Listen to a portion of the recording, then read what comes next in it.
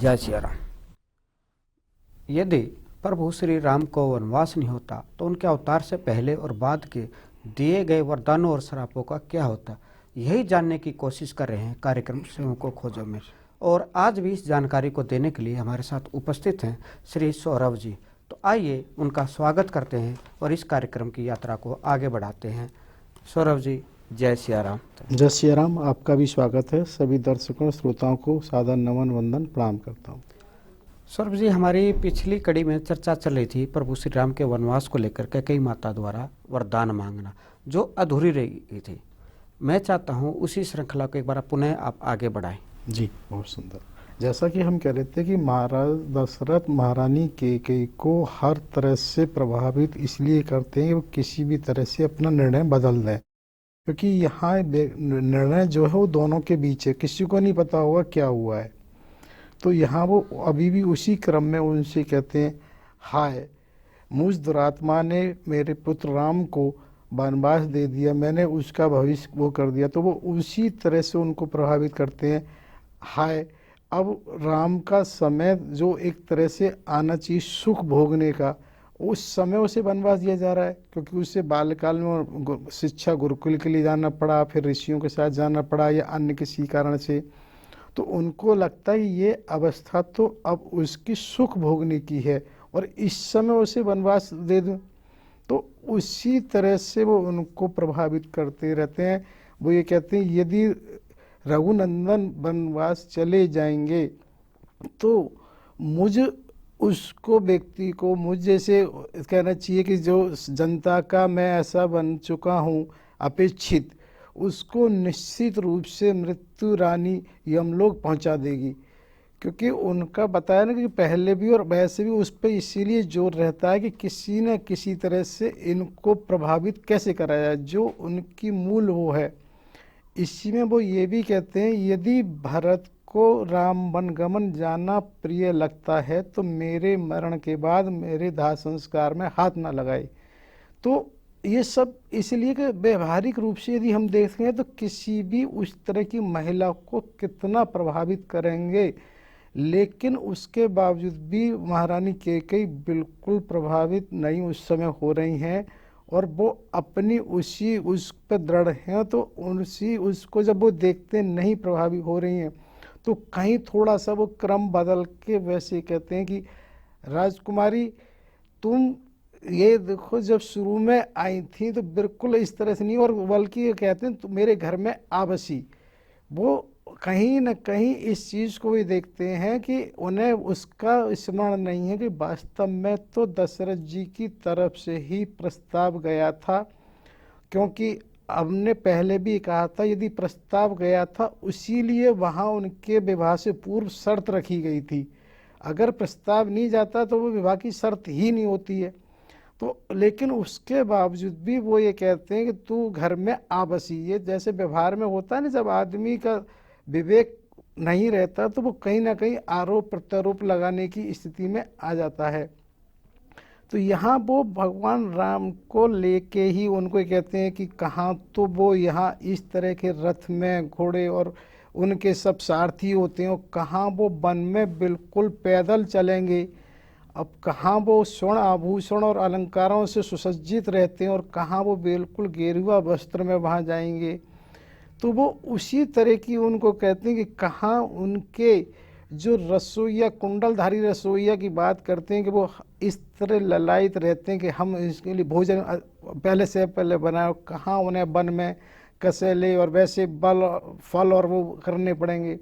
तो यहाँ उन्होंने ना विशेष रूप से कुंडलधारी रसोइयों की बात की है। तो मुझे क्या लगता है कि कुंडलधारी हमारे यहाँ जैसा कहा है कि कुछ भी अतार्किक नहीं होता, जो भी होता है एक तर्क के साथ होता है। तो वास्तव में कुंडल का जो धारण करना है कि वहाँ की जो नर्व्स है वो इस तरह से प्रभावित होती है जिसको कहीं ना कहीं हम ये मानते हैं कि अनुशासन में सहयोग करती है। जैसे हम इसको कहें कि बच्चों को पहले ये अक्सर होता था कि उनके कान पकड़ के वो करो, और अभी भी कहते हैं ना अगर भाई मुझसे गलती हो गई कान पकड़ के माफ़ी मांगता हूँ। तो कान पकड़ना ये होता था, चाहे उन्हें मुर्गा बनाना कहें कहीं ना कहीं कहें, तो ये सिर्फ इसलिए विशेष रूप से कहा कि कुंडल पहनने का अर्थ केवल श्रृंगार नहीं है, ये कहीं हमारी मस्तिष्क की उसको भी प्रभावित करते हैं। तो उन्होंने महाराज दशरथ ने ये बात कही है कि वे जो कुंडलधारी रसोई हैं वो उनके आतुर रहते हैं कि किस तरह का भोजन उनके लिए परोसे बनाएं। तो वो महाराज उनको बार बार इसी तरह से कहते हैं, कोई ना कोई नर्व्स कहीं कमजोर हो भाई, इन्हें राम के प्रति बड़ा वो है, तो वो इस तरह की बात इसलिए कह रहे हैं भाई इनका राम से भी उन्हें भी मालूम है विशेष प्रेम है। अगर उनको हम इस बात को रखें कि भाई राम को वहाँ कैसे व्यवहार रहना पड़ेगा, क्या खाना पड़ेगा, क्या पहनना पड़ेगा, कैसे चलना पड़ेगा, तो शायद प्रभावित हो जाएं। तो वो किसी न किसी तरह से उसको प्रभावित करने के लिए ही सब तरह की बातें उससे कहते हैं। जैसा मैंने बताया कि उन्होंने पहले भी ये कहा भी भरत की यदि सहमति हो तो वो भी उनके अंतिम उसमें वो हाथ ना लगाएं। तो कहीं ना कहीं उसे बराबर वो प्रभावित करने की ही बात रखे हुए हैं। महाराज दशरथ उस समय उनको और तरीके से ये कहते हैं कि अरे मेरा विनाश करने वाले मेरा शत्रु रूप का, और वो उसी को कहीं ना कहीं इस बात को बराबर प्रभावित करते रहते हैं। अरे क्रूर केकई वो कहते हैं कि जिस दांतों से तूने वरदान मांगे हैं तेरे दांतों के हजारों टुकड़े नहीं हो जाएं। तो वो कहीं ना कहीं उनको, क्योंकि ये देखते हैं कि जो उनकी सुंदरता है तो वो अगर किसी महिला को सुंदरता पे कहीं दाव आता है तो उससे प्रभावित होती है, क्योंकि वो इस विशेष रूप से उनके दांतों की इस बात को कहते हैं हजारों टुकड़े होके क्यों ना झड़ जाए। तो उसके बावजूद भी वो अपनों उनकी तरफ से कोई प्रत्युत्तर नहीं देखते हैं, तो फिर उसको और भी वो कहते हैं कि अरे कुलांकनी, और वो इस तरह से कहते हैं, लेकिन उनको कहीं प्रभाव नहीं पड़ता, क्योंकि ये सबको पता है जो कुछ होना है वो आज ही होना है।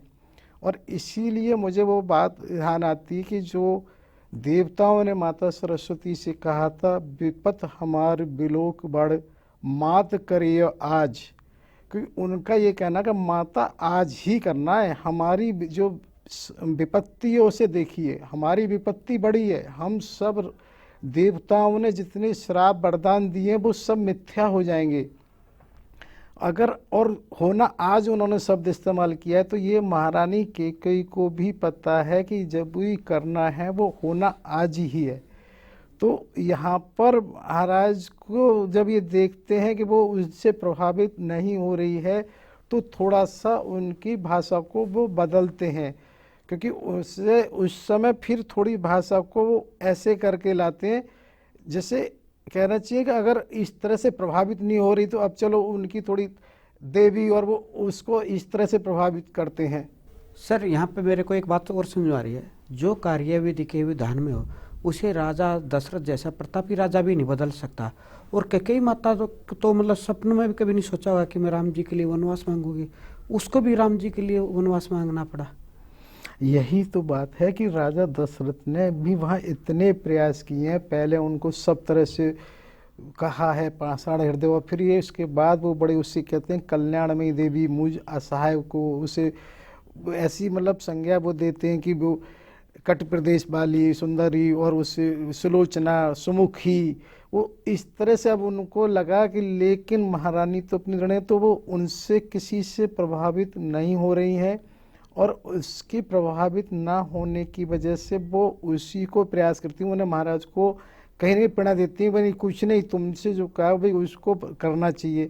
अब उन्हें लगा और कोई तरीका नहीं है तो फिर वो अंत में कहती हैं कि आप राम को बुलवाइए, क्योंकि जो समय रात्रि उन्हें लगा कि अब सुबह का समय होने जा रहा है, कहीं ऐसा भी आता है कि जो राजमहलों में होता था कहीं कुछ इस तरह की उद्घोषणा हो रही है, तो वो उन्होंने बंद भी कराई, संगीत सा सुबह जगाने के लिए होता है। तो अब उन्हें लगा कि अंतिम प्रयास में अगर हमने ढील डाल दी है तो बहुत मुश्किल हो जाए। हालांकि यहाँ मैं ये बताना जरूर चाहता हूँ कि बीच में कहीं जगह ऐसा आया कि महारानी कैकेयी भी बड़ी व्यथित हो गई हैं, क्योंकि वास्तव में ये स्वाभाविक प्रक्रिया है, जिस महिला ने कभी महाराज को वो ही नहीं देखा हुआ प्रसन्न चेहरा और वो ऐसा व्यवहार करें, लेकिन आवश्यकता आविष्कार की जननी जिसे कहते हैं, तो वहाँ उनको करना पड़ रहा है। तो अंत में वो कहती हैं श्री राम को बुलाओ, तो तो जब वो श्री राम को बुलाने की बात कहती हैं, तब वो महाराज दशरथ एक तरह से वहाँ पर, क्योंकि उन्हें लगा अब कोई चारा नहीं है, तो बेहोश हो जाते हैं, मूर्छित, क्योंकि उनको उस समय ये लगा कि अब कोई विकल्प नहीं है। इधर क्या हो रहा होता है कि उनके राज्याभिषेक की तैयारियां बराबर चल रही होती हैं, तो महर्षि वशिष्ठ सारी सामग्री, जैसे बहुत सारी सामग्री, स्वाभाविक है कि राज्याभिषेक ऐसी व्यवस्था है कि रोज़ रोज़ नहीं होती है, बहुत लंबे समय के बाद हो रहा है, तो निश्चित रूप से पूरी अवध की सब तरह की तैयारी होना स्वाभाविक है, उसका सुंदर वर्णन होना चाहिए, उसकी सजावट होना स्वाभाविक है, और वो सबको लेके आते हैं। लेकिन जब वो वहाँ महल में आने के बाद ये देखते हैं, तो जो सुमंत्र हैं सूतपुत्र, उनकी निगाह पड़ती है कि वो महाराज तो अभी तक नहीं आए हैं। जब नहीं आए तो वो, क्योंकि जैसा हमने पहले भी बताया कि जो सुमंत्र हैं वो बाल सखा भी हैं, और बाल सखा होने की वजह से उनका कहीं भी महल में प्रवेश था, जिसको प्राय कोई दासी भी उनको नहीं रोका करती थी, और अधिक कोई विशेष वजह होगी तो संकेत दे सकती थी। तो उसकी वजह से वो महर्षि वशिष्ठ जी सुमंत जी से ये कहते हैं कि महाराज को देखो, महल में जाओ, क्या है। जब वो महल में जा रहे होते हैं तो वो देखते हैं कि दासियों ने बस केवल संकेत कर दिया जिधर महाराज जिस कक्ष में हैं, तो वो महाराज के कक्ष की ओर जब महारानी और वहाँ होते जाते हैं, क्योंकि उन्हें ये पता है मर्यादा में, तो वो पहले महाराज की जय हो जैसे उद्घोष किया जाता है, जिससे कहना चाहिए कि जब महाराज और महारानी एक कक्ष में हैं, अकेले हैं, वहाँ कोई सेविका और सेवक भी नहीं है, तो उसको इस तरह से एक तरह से उनको सूचना बतौर ये कि महाराज की जय हो। उसके बाद फिर दोबारा कहते हैं सेवक आपके दर्शन करना चाहता है, लेकिन जब वो कमरे में कक्ष में घुसते हैं तो वहाँ क्या देखते हैं कि महाराज तो असहाय जमीन पर पड़े हैं, महारानी कैकेयी थोड़ी दूर पर हैं, तो वो अपनी दृष्टि से तुरंत ये भांपते हैं कहीं ना कहीं कुछ अकथ्य ऐसा हुआ है महारानी ने, जिसकी वजह से ऐसा है। वो महारानी कैकेयी से सिर्फ संकेत बात कहते हैं, तो वहाँ पर महारानी कैकेयी उनसे ये कहती हैं जाओ आप, यहाँ पर उन्होंने पुत्र राम नहीं कहा है, यहाँ पर ये देखा मेरा राम नहीं कहा, उन्होंने कहा है कि नहीं राज राम को बुला लाओ।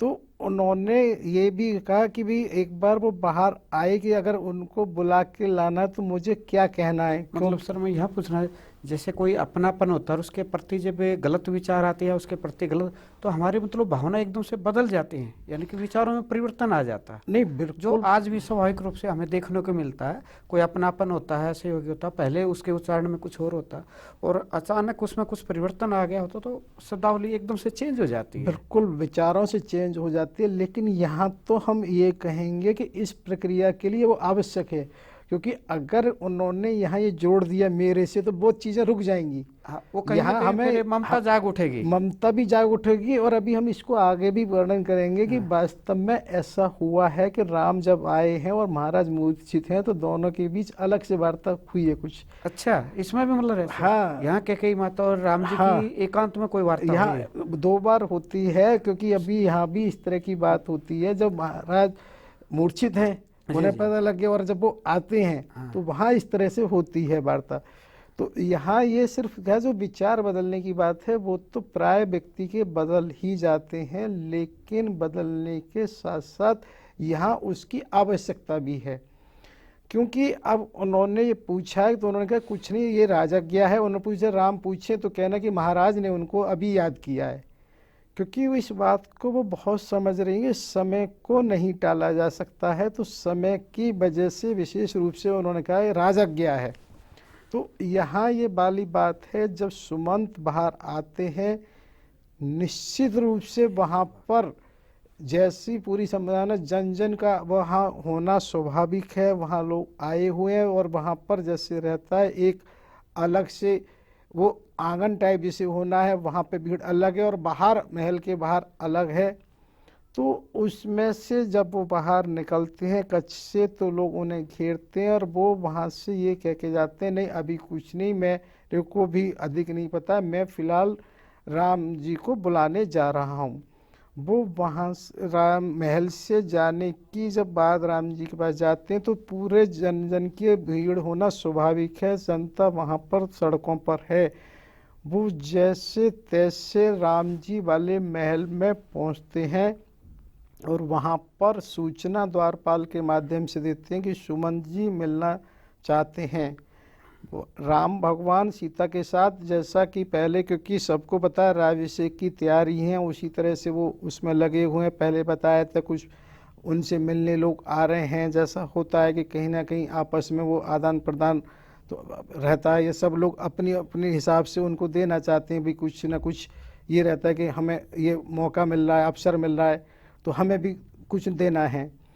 तो वहाँ राम जी की इस तरह से चल रही होती है। उनकी भी व्यवस्था में बहुत सारे, उनके महल में भी बाहर भी वो रहते हैं। तो द्वारपाल जब उनको बता के आते हैं कि ऐसे सुमन जी आपसे मिलने आए हैं।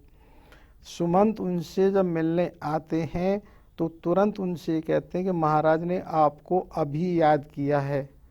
ऐसा सुनते ही राम भगवान वहाँ से निकलने की बात तुरंत करते हैं, क्योंकि लक्ष्मण जी पहले से ही उनके साथ हैं और उनका छत्र लेके वहाँ से वो चल देते हैं, क्योंकि उनके हिसाब से तो उनकी घोषणा हो चुकी है।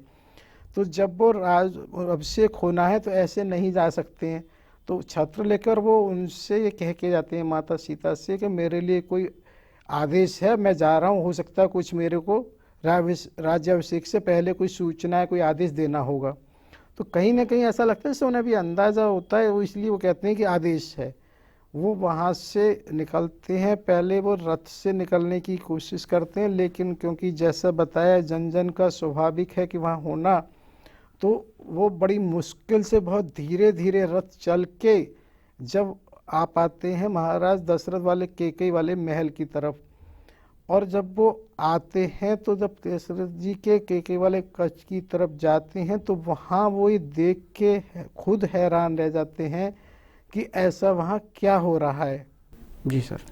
महाराज सुमन जी जब बुलाने जाते हैं और वहाँ से राम और लक्ष्मण आते हैं तो अंतःपुर में केवल राम और लक्ष्मण ही प्रवेश करते हैं। जहाँ महारानी कैकेयी और महाराज दशरथ हैं वो वहाँ जाते हैं। भगवान राम तो क्योंकि पहली बार उन्होंने महाराज दशरथ को इतनी शोक का कुल उसमें देखा है, तो उन्हें बड़ा ऐसा लगता है, पूछते हैं माता से, माता क्या कारण है, क्या हुआ है, कहीं मुझसे कोई अपराध हुआ है, मेरी कहीं से कहीं कोई बात हुई है। तो वो अपने को ही दोषी मानने की कोशिश करते हैं, क्योंकि हम यहाँ ये देखना चाहते हैं कि प्राय हम उल्टा करते हैं कि अपने को दोषी आज के समय कोई नहीं मानना चाहता है। वो सोचता है किसी और कारण से ऐसा होगा, मैं तो बिल्कुल सही हूँ।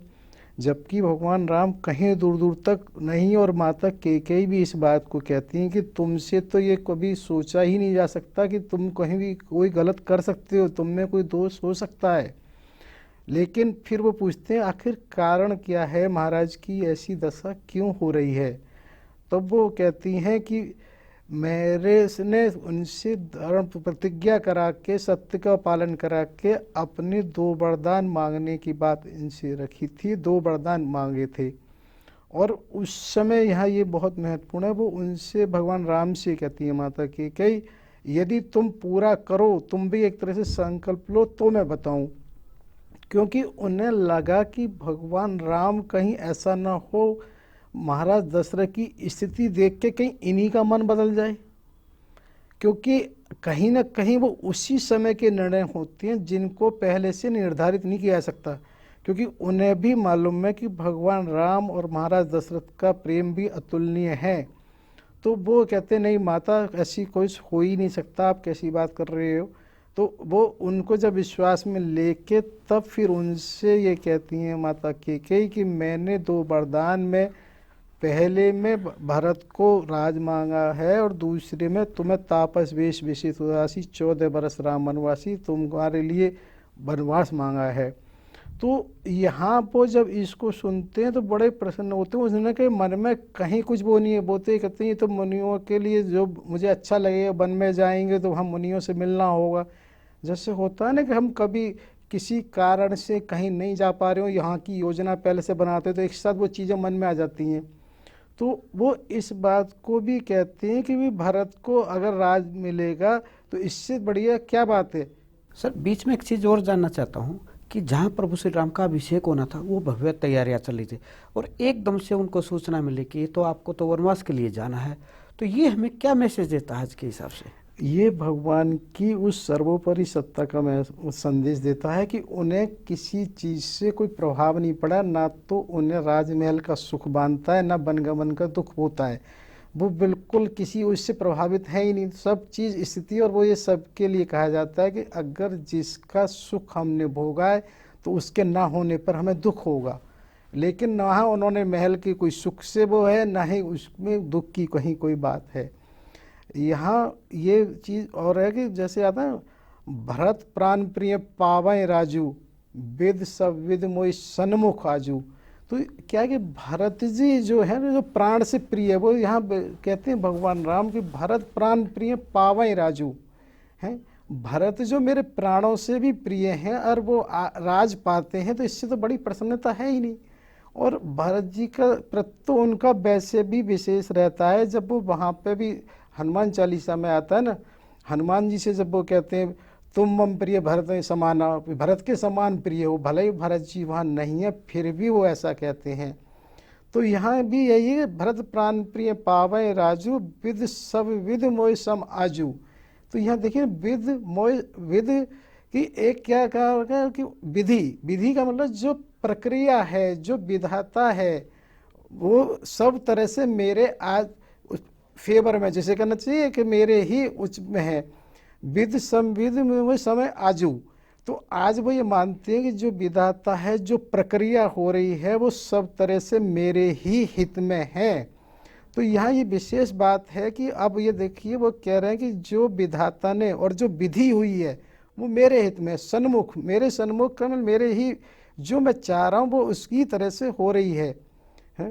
भरत प्राण प्रिय पावे राजू, विद सविद में सन्मुख आजू। और उसमें ये भी कहते हैं जो न जाए ऐसे कहा जाए, यदि इससे कार्य के लिए भी मैं बन नहीं जाता हूँ तो मूर्खों में सर्वप्रथम मेरी गिनती होगी। तो एक चीज़ देखिए ना कि एक विरोधाभास के होने के बावजूद तुरंत उनके मन में ये भाव आता है कि ऐसी स्थिति में भी, ऐसी स्थिति से उनका मतलब क्या है कि मन तो मेरा कहीं पहले से था, क्योंकि जैसा पहले भी कहा है कि देवताओं ने, महर्षि नारद भी उनके पास पहले से आए कि भगवान तुम करना है। वहाँ पहले से माता सरस्वती, सबको, विश्वामित्र का भी हमने पहले से वर्णन किया है। तो उनको ये लगा था, ये तो चाह ही रहे थे, लेकिन किसी कारण से, क्योंकि महाराज की घोषणा है तो उसकी अवहेलना नहीं हो सकती, ना ही उसका निरादर हो सकता है, तो उसका सत्कार करना है, तो इसलिए स्वीकार किया है। लेकिन अब वो इस बात को कह रहे हैं कि अगर ऐसी स्थिति में भी कि भाई महाराज का आदेश है, आपकी आज्ञा है, माता पिता है, उसके बाद भी यदि मैं नहीं जाता हूँ तो मूर्खों में मेरी ही पहले गिनती होगी। तो ये मानस जी में जब स्पष्ट आ रहा है, ये उस तरह, ये जब तक महाराज मूर्छित हैं, ये उस समय वार्ता हो रही है वहाँ जी। तो ये बात देखने की है कि यानी कि वहाँ आपस में माता कैकेयी और उनकी इस तरह से जब वार्ता हुई है, उसके बाद जब महाराज की मूर्छा टूटी है तो महाराज को बताया कि ऐसे राम और लक्ष्मण आ गए हैं। तब वो महाराज को कहते हैं, महाराज आपको इतनी व्याकुल और उसकी आवश्यकता क्या है? कहीं भी आपको तो इसकी बात ही नहीं है, आपको तो केवल, आप इस पे धर्मवीर हैं और आपको ये विचार करने की जरूरत ही नहीं है, आपको तो केवल राम को आदेश देना, आपको तो मुझे केवल आज्ञा देनी चाहिए, मैं उसे सहर्ष स्वीकार करता हूँ। जी। महाराज दशरथ जी की मूर्छा टूटी है, वो राम राम कहते हैं, क्योंकि ये उनका स्वभाव है कि उन्हें तो राम से इतना प्रेम है कि बिना राम के रह ही नहीं सकते। कि यहाँ जो एक तरह से वो चल रहा है विचार मंथन, वो इसी के कि राम को वो छोड़ना नहीं चाहते हैं और इसीलिए वो इसको चाहते हैं किसी तरह से राम रुकें।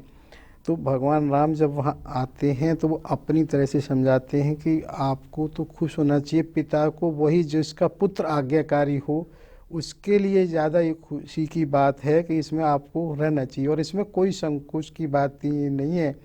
मैं आज ही वन को चला जाता हूँ। वो वहाँ से महल से निकलते हैं, और जब महल से निकलते हैं तो तुरंत वो लक्ष्मण को रोकते हैं, छत्र की अब आवश्यकता नहीं है।